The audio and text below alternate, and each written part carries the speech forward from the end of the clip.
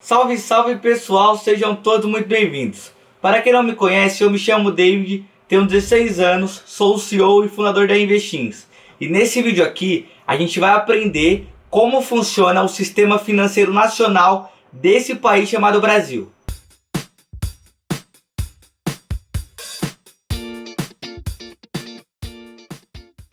A economia brasileira é composta por uma série de órgãos que juntos visam administrar, organizar toda a riqueza do nosso país.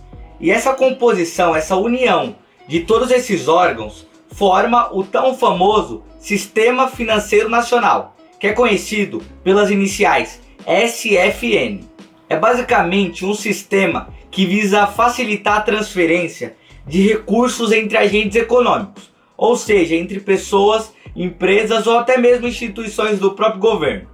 Para vocês terem uma ideia, o Sistema Financeiro Nacional ele permite a transferência de agentes superavitários que possuem dinheiro para emprestar para agentes deficitários, ou seja, que precisam de recursos, que precisam de money. O Sistema Financeiro Nacional do nosso país ele é basicamente dividido em dois tipos de órgãos: os órgãos normativos e os órgãos supervisores. Como principais órgãos, a gente pode citar como normativo o Conselho Monetário Nacional, o famoso CMN. E como órgãos supervisores, a gente pode citar dois principais: o BC, que é o Banco Central do Brasil, e a Comissão de Valores Mobiliários, que é a famosa CVM. É legal a gente saber, pessoal, que também faz parte do Sistema Financeiro Nacional todos os bancos públicos, privados, instituições financeiras, corretora de valores do nosso país. Resumidamente, o Conselho Monetário Nacional tem a obrigação de formular as políticas do Sistema Financeiro Nacional.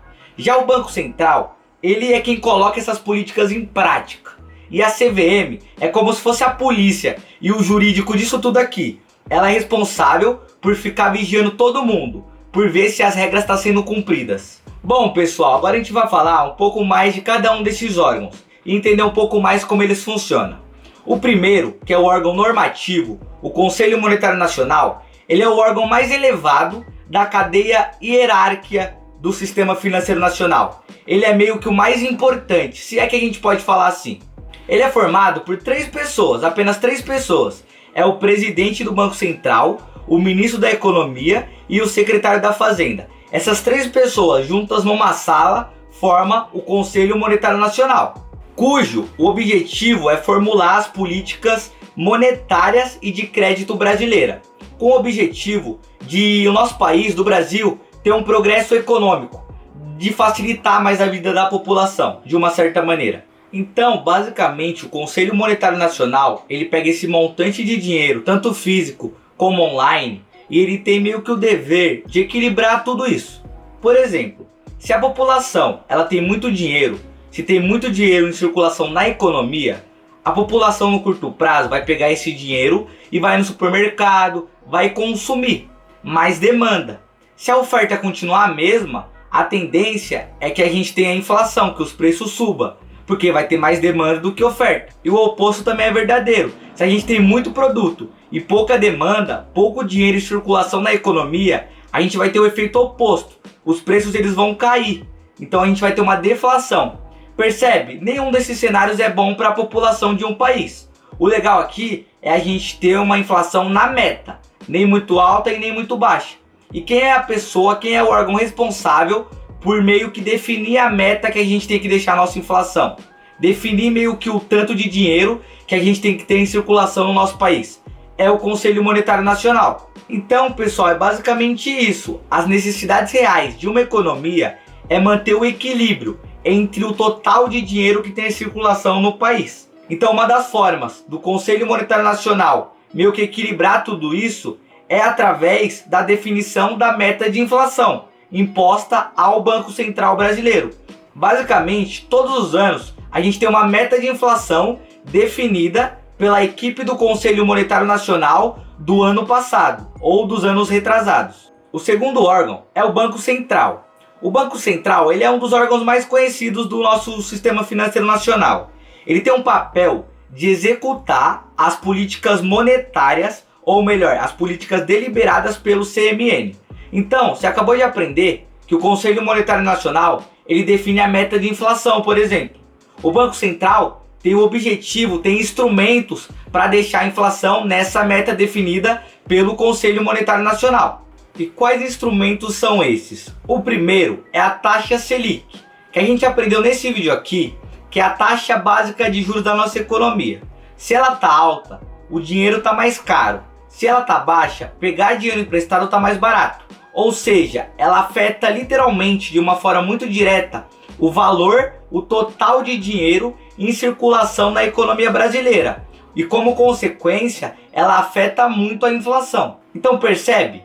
Se o Banco Central ele tem que ter instrumentos para deixar a inflação na meta do Conselho Monetário Nacional, um dos instrumentos que ele utiliza para fazer isso é a taxa Selic, já que ela tem esse poder de meio que deixar a inflação muito alta, muito baixa, de meio que controlar efetivamente a inflação. O segundo instrumento é orientar a Casa da Moeda. A Casa da Moeda, como você aprendeu na Casa de Papel, é o órgão, é o lugar onde você emite papel moeda, onde você imprime dinheiro, beleza? Então, às vezes o Banco Central pode bater lá na porta deles e falar: pô, pessoal da Casa da Moeda, dá uma maneirada aí, não imprime tanto dinheiro não, porque a gente tem que deixar a inflação na meta aqui do Conselho Monetário Nacional. Se vocês continuarem imprimindo dinheiro dessa forma aqui, a inflação vai subir muito, vai ter muito dinheiro em circulação na nossa economia e isso vai prejudicar a gente. O terceiro instrumento é através do Tesouro Direto. Então o Banco Central ele pode tirar dinheiro da economia, ou seja, diminuir a inflação dessa maneira, através da negociação de títulos públicos. Me explica isso aqui, David, que tá complexo demais. Dessa forma, pessoal, o dinheiro ele sai das instituições financeiras e fica preso no Bacen, no Banco Central, e portanto fora de circulação da economia. Um outro instrumento, pessoal, para meio que regular a nossa economia e deixar a inflação e fazer a inflação ir voltando para a meta, são os depósitos compulsórios, ou seja, a exigência de que bancos comerciais entreguem ao Banco Central parte de suas captações por depósito, fazendo assim o banco ter menos dinheiro para emprestar para sua população, ou seja, tirando meio que mais dinheiro da economia e fazendo a inflação ir voltando para a meta. Basicamente, esses são os principais instrumentos que o Banco Central tem disponível para fazer a inflação ficar na meta do Conselho Monetário Nacional. Então o trabalho do Banco Central é utilizar esses instrumentos para cumprir a meta de inflação do Conselho Monetário Nacional. Basicamente essa é a tarefa. O terceiro órgão que a gente vai falar é a CVM, muito conhecida também, a Comissão de Valores Mobiliários. Ela tem a responsabilidade, pessoal, de fiscalizar o mercado de valores mobiliários, aplicando punições para quem não seguir as regras. Basicamente ela é a polícia aí do nosso mercado financeiro. Esse mercado ele é apresentado por um conjunto de produtos, ações, fundos imobiliários, renda fixa e por aí vai.